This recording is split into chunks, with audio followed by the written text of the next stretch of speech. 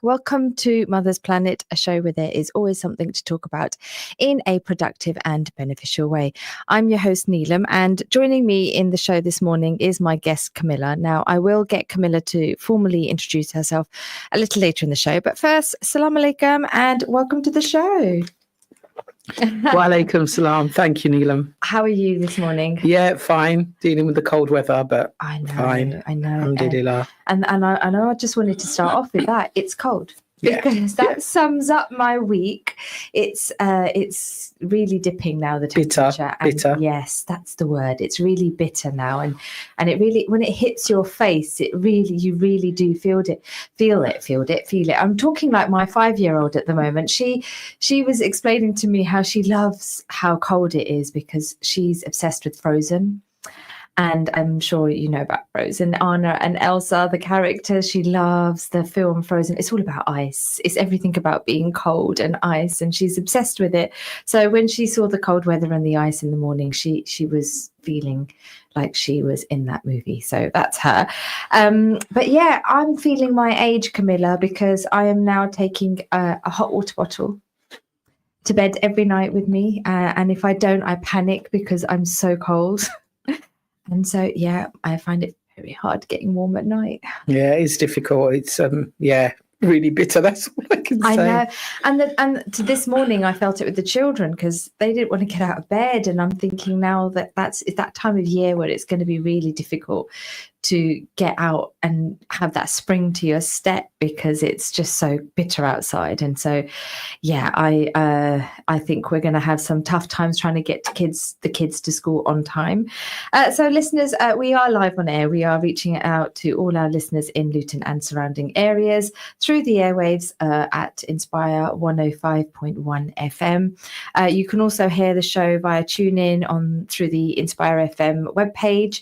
And we are also streaming live on the Facebook page where you must give the show a thumbs up, and also you can comment on today's topic. As always, I am taking in WhatsApp and text messages on the studio number 07779 481 822. So anything that you have to share, whether it's to have a little rant about the weather or whether it's to ask questions to my guest this morning around today's topic. Now, today we are talking about a very important topic, and it's the importance of mental well-being, and we kind of see a decline in this when the weather gets down. But yes, Kamilla will unveil a little bit more about that. And it's a concept that I think isn't really spoke about much or addressed, even though that, you know, figures are showing statistically that it is on the rise, and sadly it's affecting a lot of young children nowadays. So before I delve into my questions and unpick this topic around mental well-being, Kamilla, can I please get you to introduce yourself to the listeners? Yeah. Good morning. Assalamu alaikum, everyone. So my name is Kamilla Lacey. I'm a passionate, dedicated and experienced professional. I'm an accredited advanced sexual exploitation practitioner, trauma support specialist, also a childhood and trauma adversity coach. I'm a certified brain development coach and a national FGM Centre trainer. For over 25 years, I've been working within the Muslim, Asian and Black communities, providing support, guidance to women, girls and young people. My work in this area is really driven by a deep commitment to advocating for the rights of those exposed to childhood experiences, adverse experiences, any kind of abuse, trauma, mental health issues. And I'm really also extremely passionate about the holistic education, nurturing the well-being of each individual that we support. Absolutely. I guess that's the key, really, because, you know, it's very, we live in a time where people are trying to look for the holistic way to heal, and rather than going down the medical route and then having another thing to deal with, trying to come off the meds and all sorts. So, Kamilla, mashallah, you have many talents there, you know, and I think you have to be quite thick-skinned to do the role that you do, because you must be exposed to so much, and how do you keep sane? Yeah, I wouldn't say thick skin. I'd say that you need to have empathy. You need to really care. And one of the things about the team is that we are women that have lived experiences. So I think that allows us to be able to deal with people in a way that maybe when you haven't seen certain things in life or been exposed to certain things, that you're not able to deal with the women with that compassionate angle, really. I have to have my own supervision. So I have to be supervised by a counsellor so I can then unload and speak about anything that may have affected me. And I think I've told you before that I do Pilates, so I'm still doing that. Yeah. And so I find that really helps me a lot as well. Yeah. And how is that going? Are you getting better? Yeah, very well. Oh, extremely well. It's something that I really do enjoy. Yeah. And that's so good that you are addressing that, that place for you to just let it all out. You need that channel for yourself as well, because a lot of the times we get bogged down with our work and we forget to sort of give that time to ourselves. So I'm really happy to hear that you're carrying on with the Pilates. You're going to have to show me some moves after this show, I think. I guess you mentioned the Trauma Healing Collective. Now, I've had you on the show before where we've talked about the services that they offer. And I know, alhamdulillah, mashallah, since then, the Trauma Healing Collective has expanded and, it has grown. But for those that are tuned in this morning that haven't heard much about it, what can you tell me a little bit about how this runs and what this is? So the organisation was set up in 2001, January 2001. And we're led by Muslim, Black and Asian women for those women primarily, and girls, although we do not turn anyone away if they need the services. So we set this up, and it was a commitment really to positively impact the lives of women and girls within the communities by offering like high quality trauma informed services. So within that initiative, as one of the great things about the collective, because we're just finishing our 4th year, but we learn so much from the people that use our services. And that then allows us to make changes and tailor make things specifically for the individual. So although we're there supporting them, they're also teaching us, because based upon their outcomes, based upon the challenges that we may have to face, when dealing with some of these most horrific of cases, it teaches us a lot more, and it allows us to then, nip the services where we need to, and, sort out anything that we may think, okay, perhaps we need to change the way we do this, or we can offer this. So that's one of the great things about it, that we're always learning. We're never stagnant in what we're doing. Every day we learn something new. So the idea of all of that was that we wanted them to have an opportunity to access culturally tailored safe spaces, and thoughtfully designed for and by them, which will be facilitated by practitioners, as I said, with lived experiences. And we want women to be able to feel that they can share, their experiences with confidence in a safe environment. And this then helps them throughout that journey of healing. Because once they feel safe, once we honour what it is that they need, because it's really about us serving them. That's what we're doing. A lot of people think that we're doing a favour, but we're not. We're actually serving these women, the needs that they have. And by doing that, it helps us to guide them in that healing process. And I guess, these women that come to you with, having had such traumatic experiences and, breakdowns in their life, it's a very challenging process for them to sort of then come out and trust somebody else to say, I'm going to offload and tell you exactly what I'm feeling. So, I guess that must be the challenging part, like really, we say safe space, but creating that safe space for someone to then open up and really tell you detailed events of what's going on in their life must be quite a challenge. Yeah, definitely. And that's where the holistic approach comes in. And I kind of work differently, me and the team. So we're not traditional, where we just want you to sit there, pour out all your heart, go over every single detail that ever caused you pain or harm, because we feel that's re-traumatizing. Yeah. But so we visit your past, but the main thing that we focus on is how can we help your past not impact your present? right? How can we help you to navigate your present without your past always being involved? And that's really important. And you don't have to always revisit every single thing that happened to that person, but you can revisit the past. And by doing that, you can do that in a way where they're not re-traumatized and they realize, okay, yeah, this is safe. Because that's a fear of a lot of people. How many people am I going to have to tell my story to? They may have told their story to a friend when it first happened. They may have had to tell their story to the police. They may have had to tell their story in a courthouse. How many more people do I need to re-traumatize myself by telling this story to? So that's why we take that approach. Yeah, absolutely. And I guess we're living in a time now, especially, you know, people from my generation, where we're becoming a bit more health conscious, and we're very health conscious about what we eat, and how active we are in our life. And, you know, our physical health becomes a bit more at the forefront, and we are concerned about how we are managing this. But mental well-being kind of gets shunned aside, you know, and a lot of people don't think about the importance of that.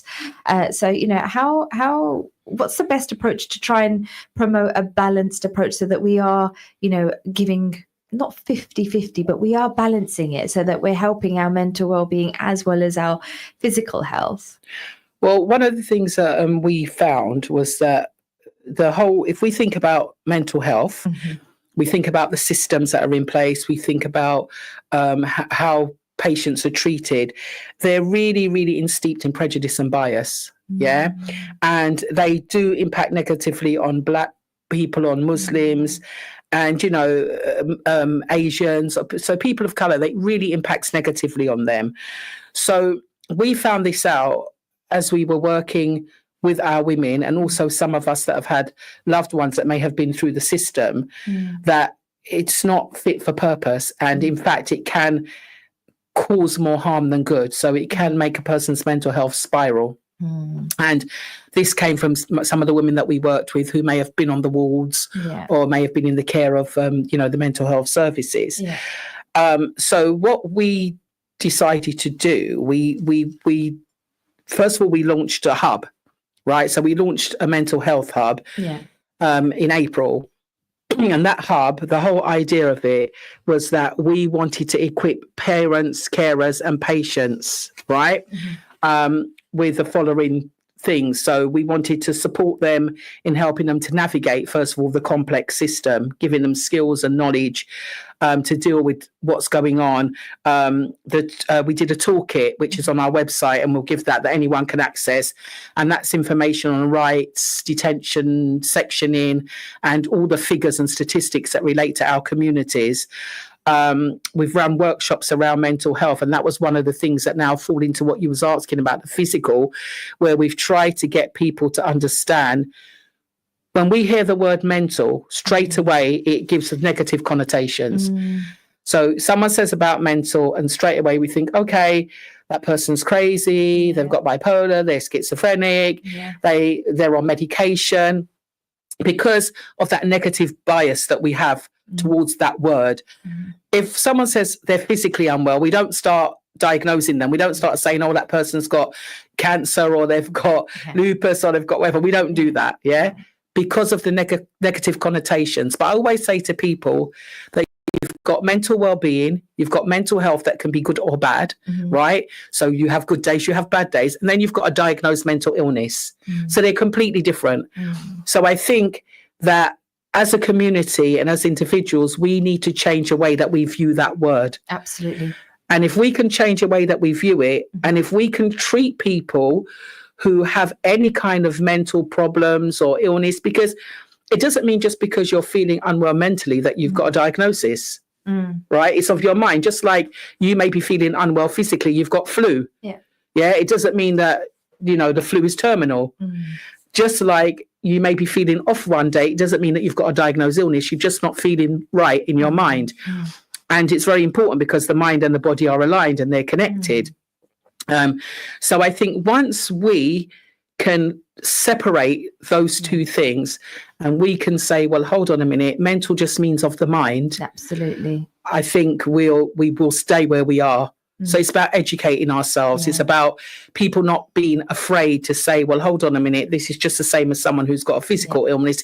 It may mean that approach has to be a bit different, but yeah. Yeah, and you know, I think you hit the nail on the head about actually opening our minds to the word mental. I had this conversation with my eldest daughter who's studying English language, and I put it forward to her, and I said, you know, the word mental, it's got a real negative connotation. And she said, actually, Mum, we've studied this, and mental is actually just to do with the brain. It's just literally the brain. It's the way a person thinks, because you have mental arithmetics, you have mental maths, mental thinking, and it's all to do with the way the brain and I thought, yay, they finally addressing it to children at this age. But I mean, you know, that's because she's studying the language in depth, so she's studying it and understanding it. But I think it's really trying to get that word out there and not making it seem like it's something scary, because as soon as anyone says mental well-being, as you say, we, you know, as a community, as a society, we start putting negative connotations towards that person, and we need to move away from that. I did have a message that came in earlier to me this morning that I did say that I would share, that a lot of the older generations that come from big households, and then the kids get married and they move out, they find that they get lonely, they've lost sense of purpose, especially those that have come from big family homes where they had, you know, a role to play, or they had other people around them. And she said, and this is where the depression and kicks in, and you know, they get poorly. And the younger generation, it's social media. Social media is affecting their mental health. Would you agree? Yeah, most definitely. I think, and I always say this, and you know, some may agree, some may disagree, but I think social media, especially giving it to young children, is almost like you giving them a drug. Wow. And nobody, because it again goes back to the brain. It goes back to how the brain takes things in and what it does to the brain. And I think that, you know, when you say that to people, they look like, okay, what are you on about? Yeah. But just like drugs can cause mental illness, it can cause people to want to take their life, it can cause so much devastation. So can social media. Yeah. And I'm not saying social media cannot be used for good, but we see the majority of it isn't. Yeah. So definitely I agree with that. And yeah, if you're an older person and you've lived in a home where you've always had people around you, there's always been some kind of noise or whatever, and then suddenly you're on your own, or there's just a couple of you, it really can play on your mental health. And I think in those cases, as communities, we should have places that they can go, that they can contact with people, that they can meet people like themselves. You know, I'll tell more about the end, but we are starting our Chai and Chat again from Friday the 13th of December, where anyone that's experiencing any kind of mental health, or their carers for that, they can come along for an hour and a half, safe environment, get some support, have a cup of tea, bit of cake, and you know, we're starting that again regularly. So we are trying to address these things as an organisation. Yeah, and I think that's really keen, because you know, we've got the question I wanted to ask about, you know, it's a statement really, where, you know, a lot of people say that when you have strong ties with families and friends, and you have that connection with the community, it's crucial for mental well-being and mental health. Firstly, you know, would you agree with that statement? Yeah, definitely. I would. I think that when you have that strong tie and you have that family community, they're really, really vital for mental health. And also that perspective, it aligns with our Islamic teachings, doesn't it? It places significant emphasis on the importance of family bonds. And keeping the ties and community support as a ummah.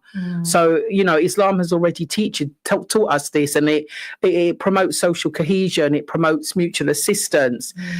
So when you have these connections, they can provide individuals with emotional support, they can provide them with a sense of belonging, a network of care. That's so important to have that network of care. And in turn, that can mitigate stress and also enhance that resilience, and that contributes overall to your mental well-being. So definitely. Yeah, absolutely. And you know, it's good to have those ties, because as you said, it gives you a sense of belonging and, you know, the community. So it's really important to nurture our mental well-being. Firstly, if it's not nurtured, what happens? Yeah, so really, yeah. So nurturing your mental well-being, it is crucial, because what it does, it directly impacts everything overall. It impacts your health, physical, mentally. It impacts your relationships. It impacts your productivity, and it also impacts your quality of life. Yeah. So if we think about having a well-maintained mental state, right, it will enhance you to use coping skills. It will enhance and promote healthier interactions, but it'll also contribute to your physical health. Yeah. But on the other hand, if you neglect your mental health, it can lead to a range of negative effects, so including increased stress, anxiety, depression, and a decline in your physical health. And that can then disrupt your personal and your professional life, put a strain on your relationships, and decrease your overall life satisfaction. So I think it's really important for people to realize that if you don't take care of your mental health, just like if you don't take care of your physical health, then things are going to start going wrong. Yes. And I think we are quicker, again, as society and as people, to think about our physical health. Oh, I've got pains in my joints. I wonder if it could be, I'm getting a bit of arthritis, or if I should take some kind of a supplement or whatever. We're very quick. But when we feel overwhelmed after a hard day, we tend to just say, oh, it's just one of those days. Yeah, absolutely. It's just one of those days. And we just go to bed and we think we've forgotten about it, but then we have more of those days. And what is happening is that overwhelm is building up. And then the anxiety is building up. And I always describe it like the dormant volcano. So you've got all that lava at the bottom of the volcano, and every now and again it spits out a little bit. And then when it erupts, it causes devastation. And that's a bit like when you neglect your mental health, and it goes on and on and on. And then all of a sudden it erupts and it causes real devastation. Yeah. That is such a good analogy. That is literally, because I'm just looking back at, even as a mum, the daily things that I do. And I'm guilty of that. I've gone to bed saying, oh, it's just one of those days. I've just had a tough day. And then, when it does, really get rock bottom and I have that eruption, it'll have and it's terrible because it has that knock-on effect, and you will lash out in a way that you don't want to. And and it's really horrible, because I've been in that situation where I've just let it all out, and then the little ones have witnessed it, and then I think, oh, I can't take that back now. And so it's really important to address it first. And I think everyone can relate to what you're saying, that we've all done that, and then after we've thought, oh, why did I just do that? But it's because as well you didn't have an outlet. And it wasn't that fact that the child spilt the water, it was the fact that all that overwhelm that was already in you had come to the surface, and then the water being tipped over was it. That was the straw, as they say, that broke the camel's back. And all of that lava that was lying at the bottom has come to the surface, and it's all just coming out. And you can't stop it. No, absolutely. And my youngest started school this September, and so I had that, oh my gosh, I've got no purpose, I've got nothing to do. And so I signed up to swimming, and I have to say, as soon as I did that, I feel that for me, it's helped my physical and mental well-being, because, I'm doing something for me. I'm taking that, and I make a conscious effort. There's some days that I think, oh, I've got to go. It's so cold. I don't want to go. But I push myself, because I say, no, this is for you. If I allow myself to miss it today, that's it. I'm going to just think it's okay to miss it again. So it's that consistency and finding something for yourself. So I guess. Yeah, definitely. That's so important. Time for yourself, because we tend to take everything on our shoulders. And that's why I said, for me, I've never really stuck at any kind of class or anything, but my Pilates has been going on for over 1.5 years now. And it is something that I find, like you said, it really benefits my mental well-being. So I always say to people, try and find something that works for you, because different things work for different people. Absolutely. Like you said, you're doing swimming, so that works for you. So I'm we've got about 60 seconds left of the break, and I did want to ask about strategies, but I guess we can touch on that question after the break. Yeah, definitely. So, listeners, I do have the lovely Kamilla with me this morning, who's from the Trauma Healing Collective. We are talking about the importance of mental well-being, and if you do have any questions or would like to share a journey that you've gone through, and an outlet that you found. Camilla's found Pilates, I found swimming. So, is there anything that you use for your outlet to help your mental well-being? Would love to hear from you this morning on 07779 481 822. Do send us in a message. But I hope you are keeping warm, and you probably have that cup of brew that no doubt needs refilling. So go refill your cup of brew and join us after a short commercial break, where we will continue with the question about what we can do to help our mental well-being. Assalamu alaikum. This program will continue after the break. Continue listening to Inspire FM. Inspire FM. Inspire 105.1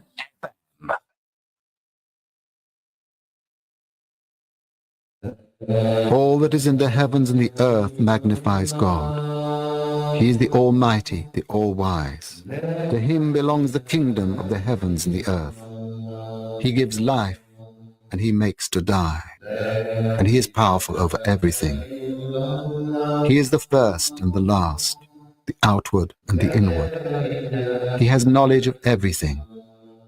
Enjoy quality and tasty 100% authentic halal Chinese and Thai food from Gao Express. Brought to you by the team behind Top Pizza in Luton. Choose from all your delicious Chinese and Thai favourites. Then order for delivery or collection from Gao Express in Wellington Street, Luton, Marketplace, Stevenage, and now also on Nightingale Road in Hitchin. Open daily midday till late. Find the number or order online at Gao, that's GAO, express.co.uk, or like Gao Express on Facebook.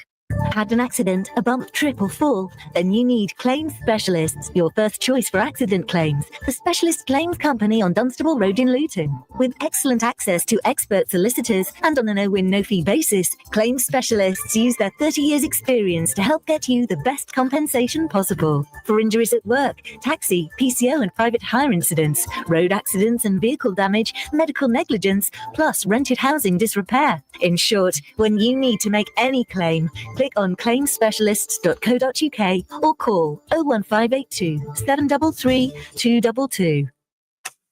For the tastiest sizzling steaks around, book now for Taurus Luton Boot Street, LU1 2EP. And not just for the best grass-fed and dry-hung aged halal steaks, as Taurus Luton also serve amazing chicken dishes, burgers, sumptuous sides, salads and vegetarian options, with mouth-watering mocktails too. All this and with excellent service. View the menu, book your table, or even party or celebration event at taurusluton.co.uk or call 01582 750 213. अस्सलाम वालेकुम, मेरा नाम किरण है। KORT Kashmir orphan relief trust मेरा एक खूबसूरत घर है, जहां मेरे साथ सैकड़ों यतीम और बेसहारा बच्चों की तालीम और तरबियत और पुरसुकून माहौल में परवरिश हो रही है, और ये सब कुछ आपके तावन से मुमकिन है। अल्लाह से दुआ है कि अल्लाह करीम आपको सदा सलामत रखे, और उम्मीद है कि आप इसी तरह अपना प्यार, मोहब्बत और तावन जारी रखेंगे। KORT UK office 0300123774 court.org.uk. Are you thinking of starting a podcast or looking to give your podcast a new home? Why not hire Inspire FM's dedicated recording studio? With rates starting at just £25 per booking, our podcast studio is a fully functional, acoustically treated space for up to 4 people, and it's set up and ready to use as soon as you arrive. For more information or to inquire about booking, email us at info@inspirefm.org or send us a DM on our social media accounts at InspireFM Luton. The Arise to Success show is based on a prophetic model where the Prophet Muhammad nurtured the personalities of the Sahabas or the companions and nurtured their talents that Allah has created them with in order for them to succeed and for them to be our role models as well. Similarly, in the Arise to Success show, I aim to highlight inspiring individuals and their journeys to success to be our role models too, as well as to inspire the Muslim community. Every Monday from 6 p.m.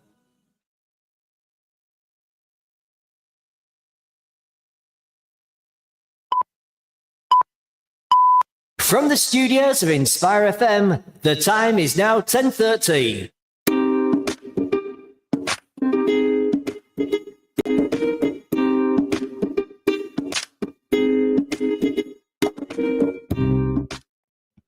Good morning and assalamu alaikum. Welcome back to Mother's Planet. It's Friday, 29th of November, and the time has just gone 10:30. I keep pinching myself with that one, 29th of November. I can't believe we've come to the end of November already. Yeah, tomorrow's the last day. Yeah, absolutely. I keep forgetting there's 30 days as well, so I'm in denial about that. I can't believe how fast this year's gone. So, listeners, I am joined by the lovely Kamilla this morning, and we have been discussing the importance of mental well-being. I did mention before the break that we are taking in WhatsApp and text messages on the studio number 07779 481 822. So, if you do have any questions that you'd like to ask my guest or anything around mental well-being that you would like to share, please do let us know. Now, I asked Kamilla just before the break some practical strategies of how we can manage emotions like sadness, anger in our everyday life. And before, Kamilla, I get you to share that with me. This is some statistics that were taken from the NHS website, and this for this year. I was horrified when I heard 1.98 million people were in contact with mental health services at the end of September this year. The majority of these, which was 1.36 million, were in contact with adult mental health services. That's shocking. Yeah, and although those figures may seem shocking to you, there's probably that amount that haven't accessed services or who have slipped through the net, that amount or more. So yeah, we've got a crisis, a real crisis when it comes to mental health in this country. Yeah, I mean, it doesn't help the fact that, I've turned off the news. I don't when we hear things that are going on in our own country news, local news, I've stopped because it affects us. Definitely. We know what's going on globally, and we can do what we can do to support that. But what's happening in our local news is just traumatic enough. And so how can we, because people will be impacted. It will impact people when they hear things, and it will have an effect on their emotions, be it sad, be it angry. How can we find strategies or simple steps that we can do to try and cope and manage with this? Yeah. So the thing that is important to understand that some anxiety is good. Okay. So, for instance, a child's first day at school, going to take your driving test, having an exam, you're really anxious, you feel that you're going to fail, whatever. And then once you get into the car and you remember the test route, you calm down and you're fine. So that kind of anxiety is fine. It's when the anxiety gets to a peak and that you're trapped in that anxious bubble, that's when it becomes a problem. So again, it's about the word. We don't want it to have a complete negative connotation, because a little bit of anxiety doesn't really cause you any harm. Okay. But some of the practical strategies that we can use for managing our emotions is things like, again, Pilates, stretching, deep breathing, any kind of grounding technique. So going into the garden, just standing with your feet, no socks and shoes on the ground, thinking about what your surroundings, anything that you like doing that's kind of like nature, garden. So some people like gardening. If I went in a garden, everything would die because I'm really, really not good at all with gardening. But some people are really excellent. So that might be something that they enjoy. So they can do that. Journaling can also help, writing down how you're feeling, your emotions. It can provide, a space for you to express and reflect, because it may be at that time, I don't actually want to speak to anyone, but I've got these feelings. So I just want to pour them all out. And you may think pouring them out to someone would seem really strange or to them erratic, but once you read it back, you can reflect, because that's how you're feeling at that time. Physical activity is really good for you, and regardless of the weather, unless it's really bad, like it's bucketing down with rain or it's icy, walking or having some kind of physical outdoor activity can really boost your mood and reduce your anxiety.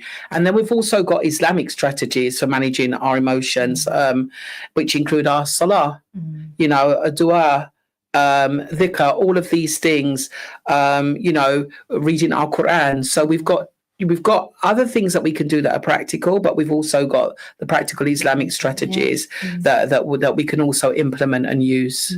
Absolutely. And you know, when you said going out for a walk or just going out and being with nature, I just wanted to add to that one of the activities that my children were given for homework was to go outside and go for a walk and just stop and listen to the sounds. Now, I go out for a walk every day after I drop the kids. I'll just go for a walk, but I'm on a mission. I'm just, you know, walking really fast and I'm timing myself. I'm not really listening to anything and I'm just doing what I need to do. And when I did that walk with my child, I did not realize how much there was out there that we forget to listen to. And it was just everyday sounds, you know. She was like, oh yeah, when we walk on the leaves make a sound. Can you hear the birds? And can you hear that fire engine in the corner?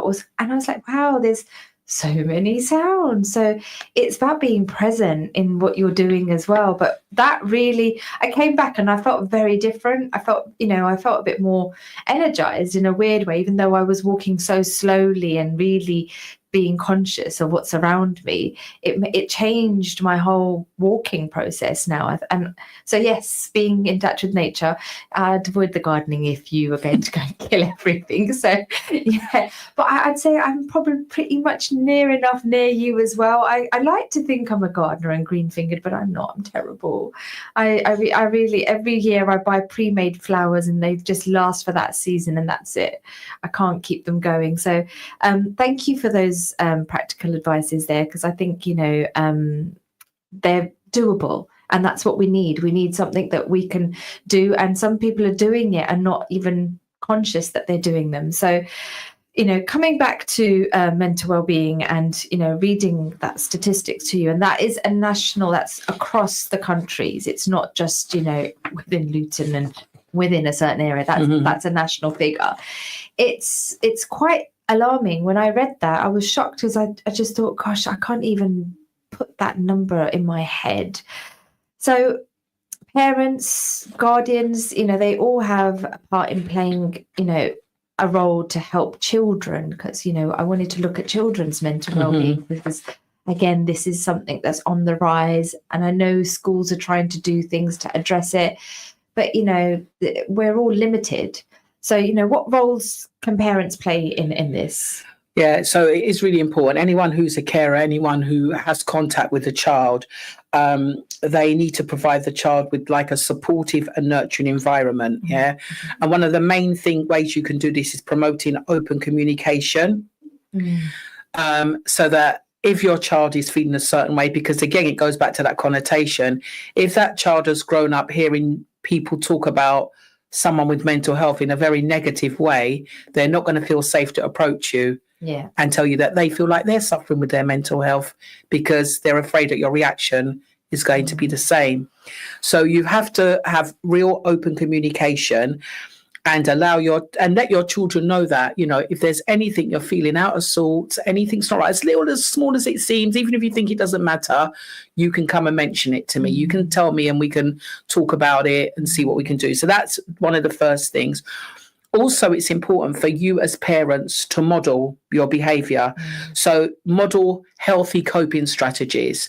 So if a child, again, is in a house, say wherever, when a person's feeling overwhelmed, they drink alcohol or they become violent or whatever, that's not a healthy way of coping, right? So it's really important to model healthy coping strategies. When a parent is dysregulated, they cannot help a dysregulated child to regulate, because we're mirrors. So if the child sees you melting down, that child is going to melt down. So you need to be regulated so that you can help that child to regulate. Another thing that we can do is we can encourage them by validating their feelings, teach them problem solving skills. That's really, really important, because some of the times when our child is feeling overwhelmed, it's because they can't solve a problem. and they think it's the end of the world. But if we give them those skills, then that also helps them. Make sure they've got like a stable routine that includes some kind of physical activity. Adequate sleep is really important, right? We know that sleep deprivation is used as a form of torture. So when you're deprived of sleep, your mind is not in its optimal state at all, and it can really enhance that mental health. Being involved as well in your children's lives, listening to them, also being aware of any social interactions and friendships they have. Like the listener earlier talked about that social media, being aware of that. And if we can do that, what we will do is ultimately we'll be contributing to the child's overall mental health and well-being. So those are just some of the things that, and not just parents, but anyone, extended family, anyone that comes into contact with that child, because it takes that village, doesn't it? It goes back to that ummah again, the responsibility. Yeah, absolutely. And I think the key one to take away is being role models. As you said, we are mirrors. I'm loving your analogies this morning. Someone's had their Weetabix this morning, because it's true. What they see, and how we cope with stress and an overload of information. If we mimic it the right way, or show children the right way of how to deal with it, they will then be able to do the same. And especially those children and teens that are going through exams. I've got my older two at the moment are going through GCSEs and A levels, and I'm panicking more than they are, but that's just mums for you. But it's showing them how to cope with stress. I'm doing a terrible job because I'm stressing, but we have to try and help them through this, rather than making them feel like this is make or break. This is life, that's it. So I think that's really good. We've touched on this earlier, where we were saying there's a lot of stigma around mental health and well-being. How can we encourage both adults and children to try and seek support when needed? Yeah. So like I said, that negative connotation, we need to take that away. We need to also encourage the adults and the children in our community to seek help if they're feeling not themselves. And it doesn't mean that you have to be placed in a hospital or medicated. It may be just that you need someone to talk through what's going on with you. So that is very crucial as well in our communities, that we promote an open dialogue about mental health, emphasizing that seeking help is not a sign of weakness, it's a sign of strength. And community leaders and practitioners and people that are within our community can really play a big part in promoting this, promoting it as a culture of acceptance, rather than one where the person feels that they have to hide away and feel embarrassed. And if we do that and we show that support and that care, it can significantly reduce that stigma that's within our community.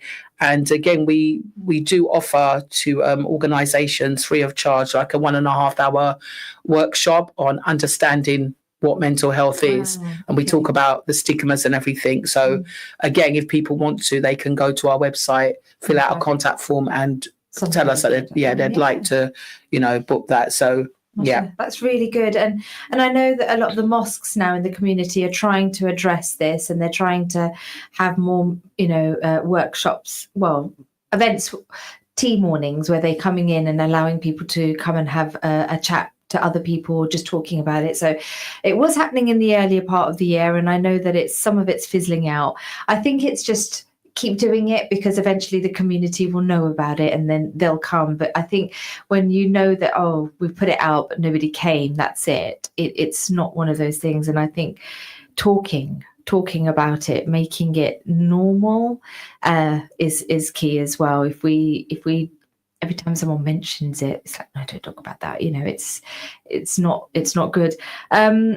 I think what you said as well about numbers, that's so important, because we've had events where maybe 2 women have turned up, but then we've had where maybe 25 have. Yeah. But you still got to give that time to the 2.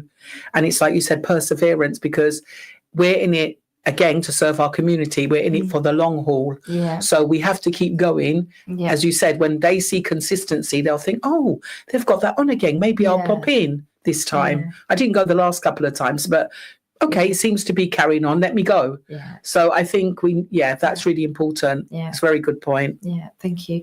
And young children, how can we help them develop the resilience and positive outlook from a young age? So, trying to, it's quite a really fine line here. And I think that's quite a tough question that I asked there, but no doubt you'll be able to answer it. And I guess what I'm trying to ask here is to try and, from a young age, not allowing children to sort of be pushed about a little bit. How can we make them a bit resilient, but in a healthy way? So I think, again, it comes back to what that communication, right, that you need to have. So one of the things I always talk about are boundaries, and I talk about this with adults, because you'll find that most people that have either experienced adverse childhood experiences or any kind of trauma, there's no boundaries, So what I always teach people is a boundary is a limit. It's where what you say yes to and what you say no to. And it's very, very healthy for you. But what it also does is allows you to respect other people's boundaries. So I think that's something from a young age that you should teach children, and that comes in with the problem solving skills. Okay. So you've got to talk to them. So let's say you've got 5 children. One child may be quite happy for somebody to hug them when they meet them. Another may not want that. That's a boundary, right? But because one child is happy, it's assumed that all the children should be happy about that. And I know it's a very simple example, but it's a real one. Because we do it. Oh, don't be silly. Go and hug your grandma. Why are you being like that to her? But at that moment in time, there may be something going on where the child doesn't feel that they want to be hugged. So that's a boundary that they're setting, a limit. They're saying, I'm not happy with this. So we need to teach them that it's okay to have boundaries. It's not disrespectful. And it's something that, as elders, we have to learn that, not that the child should be rude or disrespectful to their elders. That's completely different. But at the moment, they're not feeling like that hug. They're not feeling like they want to do this. So let's just respect that. So that's very important. And when a child sees that and they grow learning that, it also, as I said, will allow them to respect other people's boundaries. But as an adult, set boundaries. That you need boundaries to have any kind of healthy interaction with anyone, whether it's a partner, a work colleague, a friend. Those need to be, they need to be in place. So that's really, really important. Again, promoting those social connections. So, the child doesn't like that, they're able to say, I don't like that. I don't want to do this. So it may be what you think is okay for me, but I feel very uncomfortable. And they should be able to say that. That is a way of helping them to build this, but also having a really good foundation in the beginning throughout their child development, making sure that we talked about that model, that you're there, you listen, serve and return. It's almost like, that tennis match where the ball's going back and forward, but we don't want the ball to drop. We want a rally so that you can go back and forth until you get to a place where, okay, I know that's what's acceptable and that's what's not. It's really important to keep that open with child. And also, when you do this and you reinforce it positively, it will give the child realistic expectations, because sometimes we set them up to fail by giving them unrealistic expectations, right? And that then empowers them to be able to develop that resilience and be able, to have that outlook from early on in life. So I think that's really important, boundaries. Yeah, absolutely. I wanted to just touch on seasonal changes. I'm conscious of time because I did want to talk a bit more about your chai setup that you have and other services that you guys are running. So, with the weather changing, I'm ranting about it for the last few days. Every time I moan about the weather changing, it's getting darker. The days are shorter. It gets darker quickly, and this can impact people's moods and anxiety, and again, mental well-being. So there's a lot of things that people struggle doing in the winter because of the weather and the change of scenery as well. You don't appreciate the garden as much as you would in the summer. You don't, or in the spring. So are there alternative or different kinds of things that people can do when when these kind of days, during this period, basically, anything to lift the mood or I think it's sorry. no, go that's ahead. okay, there Yeah. to help. Yeah, I think it's really important that we think about, if it's not, again, like we said earlier, wet or slippery or whatever, prioritizing still outdoor activities when it's bright. Yeah, so you've still gone out there and you've got that feel good factor. You've gone out. It may be cold, but it's still going to be bright. It's still going to be bright. And one of the things when I was doing my Montessori training, and we also looked at forest schools, was one of the things that we found, and especially in the European countries that use this way of learning, is that no matter what the weather, the children go outside. Wow. So even if it's snowed, jackets, coats, gloves, hats, but they're outside, and that's even in schools, etc. Yeah, because they realise that it helps the mental well-being. Yeah. Whereas we're always a bit of snow, they can't go out. It's a little bit of rain, they can't go out. Yeah. They're going to get wet, but they can dry off. Yeah. And if you've got the right clothing and that on them, that will help. So I think that's really important to still have that outdoor activity for us as well as adults, because it will help to boost them endorphins that we need. Also, making sure that we look after our well-being, because when it gets darker at night, we do tend to feel more tired as well, don't we? By 6, 7, we're thinking, it's bedtime. Yeah, it's midnight. So let's do that. Also, for us from the faith side, those shorter days that can really help to boost us as well is fasting, because the days are shorter.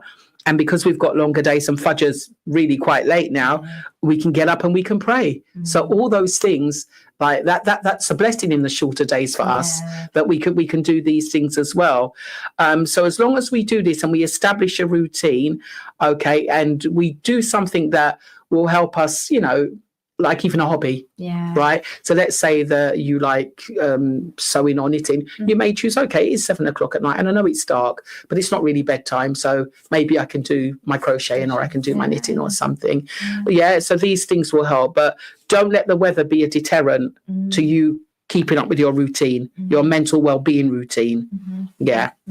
We had a message come in, and the listener just said for that, what they do is, and I do the same, is when it's wintertime, we rotate our clothing. So we put the summer clothes away and we bring out the winter gear. So you've got your jumpers. So they were saying that what they have is they have summer hobbies and winter hobbies. So things that they can, when they rotate their clothes, they do the same with the things that they can get on with in the winter. And one of their all-time favorites is puzzles. Oh, excellent. Puzzles. I thought, I don't think I've got the patience to do puzzles. I start them and then as they get bigger, I'm like, okay, we need to finish this so that it can just go. So puzzles is a really good one. And again, it's good for your mind because you're thinking about what you're doing, and, it's a progressive thing. You see at the end, oh wow, I put this together. I have bought puzzle glue and put a lot of my puzzles together because I think I'm never going to do that again now. This is it, it's done. Now we've got about 4 minutes left of the show, and I really wanted to know a bit more about this morning that you are offering and how it's going to run. So it's actually going to be an evening, right? Because we want to make it so that anyone can come, even people that are working. So we're starting it on Friday the 13th of December. Okay. It will be at Berry Park Community Centre. And ladies can just come along. We have got some adverts, so I can share that with you if you'd like to share it on your social media. We say just register, but not to have a place, but just so we know numbers, so we can, make sure we have some nice treats and cakes and for everybody. And really, it's just about coming along. It's a safe space. The first week usually is where we just get to know each other, talk a little bit about how everyone's feeling. And then we get the women, the way we did last time, we got the women to decide. So some weeks we did like an art activity, another week we did quizzes or games. But it's all about enhancing that well-being, but also giving carers, because we're kind of focused on this because we do realise that carers of those with mental health are often really neglected, and that can then impact their mental health. So it's just giving carers a chance to come out for a little while and just have some time to themselves, like we talked about earlier, just having that time for you. Yeah. Sorry, Kamilla, yeah. to interrupt. And this is open to everybody, not Muslim background, you know, regardless of your faith or... So it is women only. And the Trauma Healing Collective, we do tend to mainly work with Muslim, Black and Asian women. So we have had Asian women that are not Muslims. We have had Black women that are not Muslims, but that's usually our cohort, but we won't turn anyone away. Okay. But it is only women and girls. I'd say girls 16 or over, because we do have some young people that are carers. Yeah, absolutely. Yeah. So that's fine. It is open to. And the Trauma Healing Collective, if anyone wanted to, the website, you say there's, if you could just shout out the website, so if anyone wanted so to. So it's the traumahealingcollective.co.uk, all lowercase, all one word, the traumahealingcollective.co.uk. If you go on there, we've got the events that are happening. We've got the services. We've got where you can contact us if you want a free 30-minute consultation. We've got referral forms where you can self-refer or refer somebody that may need our support or our help. And also we've got a resources section where we've got some free resources that you can download. Perfect. And definitely the mental health toolkit's on there as well. So if they go to the website, they'll be able to download that as well. Perfect. Kamilla, we have now got 20 seconds left, but I wanted to give you a big thank you for taking the time out. I know you are a busy lady, so thank you for joining me. And I have no doubt that people that were tuned in this morning have taken something positive from the show, inshallah. And I hope the coffee morning goes well, inshallah. Thank you so much for having me. Thank you. Jummah Mubarak to all the listeners. Please remember the team and myself in your du'as. Assalamu alaikum. We turn to Allah, and Allah at times makes every plan that we have fail because we haven't added Him into the equation.